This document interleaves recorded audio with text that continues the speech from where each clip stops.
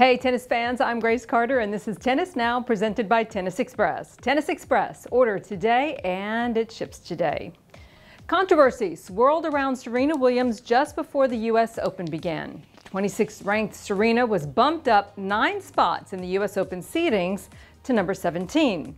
The 23-time Grand Slam champion was the only player elevated in the singles, so it begs the question, was it fair? We put that question to ESPN analysts Chrissie Evert and Brad Gilbert, and they provided 2 very different points of view.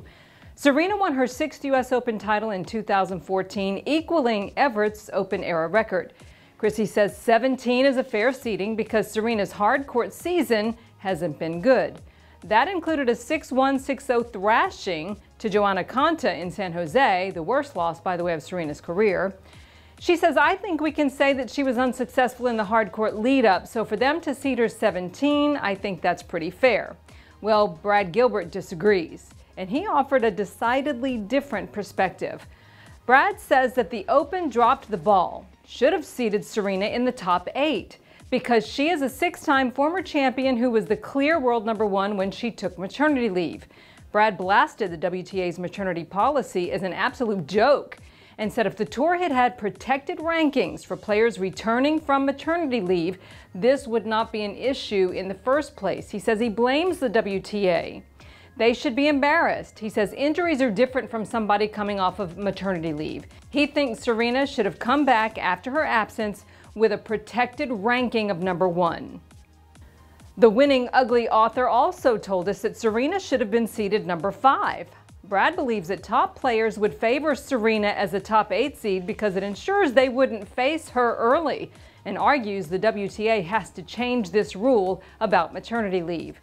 Now, this is going to be Serena's first U.S. Open since she gave birth to her daughter Alexis last September. The 17th spot in seedings ensures that Serena will not face a top 8 player at least through the first 3 rounds. Now, had she been seeded 26th in accordance with her ranking, Serena would have been in line to face a top 8 player in the 3rd round. And as for who can win the U.S. Open, Chrissie says there are 10 different women who could do it. She picked Simona Halep, Serena, and reigning champ Sloane Stephens for her top 3 favorites. And Brad says he thinks 20 different women could potentially win. He predicts we could see a lot of top seeds tumble out in week 1, just like we saw in Wimbledon. Evert, though, says Serena's biggest challenge isn't fitness or a lack of match play. She says managing her role as a mother while she's pursuing greatness is actually her toughest obstacle. Serena is playing for her 24th Grand Slam title, and that would equal Margaret Court's all-time record. By the way, Serena's elevated seeding is not unprecedented. It's happened before, back in 1996, in fact. The Open gave a seedings bump to Americans Andre Agassi and Michael Chang, which prompted some to charge the tournament with American bias. Chang was seeded 2nd and went on to reach the final, losing to Pete Sampras.